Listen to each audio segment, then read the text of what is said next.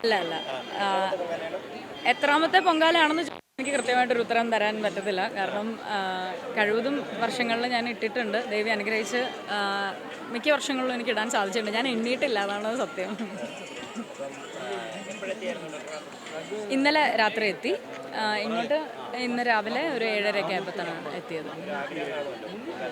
എല്ലാ വർഷവും നമ്മൾ ആരും അങ്ങനെ കൺഫ്യൂസ് ചെയ്യിപ്പിക്കാൻ പാടില്ലല്ലേ. അപ്പോൾ എല്ലാ വർഷവും ഒരേ ആഗ്രഹം മാത്രമേ ഉള്ളൂ, ദേവിയുടെ അനുഗ്രഹം ഉണ്ടാവുക. പ്രത്യേകിച്ചും എൻ്റെ തൊഴിൽ എന്ന് പറയുന്നത് കലാരംഗത്താണ്. അപ്പോൾ ദേവിയുടെ അനുഗ്രഹം എപ്പോഴും കലാരംഗത്ത് ഉണ്ടാവണം എന്നുള്ളത് തന്നെയാണ് എപ്പോഴും ഉള്ള ആഗ്രഹം.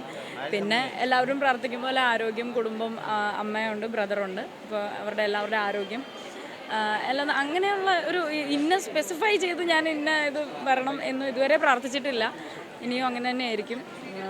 ദേവിയുടെ അനുഗ്രഹം ദൈവം സഹായിച്ച് ഉണ്ട് എപ്പോഴും. അമ്മയുണ്ട്, അമ്മ ഞാനുമാണ് പൊങ്കാല ഇടുന്നത്.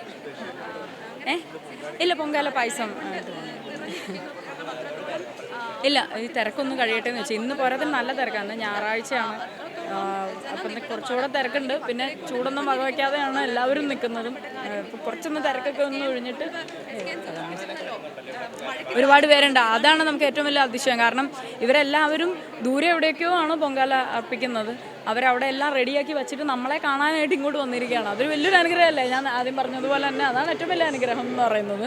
അവർ നമ്മുടെ കൂടെ ഒന്ന് ഫോട്ടോ ഒക്കെ എടുത്ത് സെൽഫിയൊക്കെ എടുത്ത് വിശേഷങ്ങളൊക്കെ ചോദിച്ച് പോവാണ്.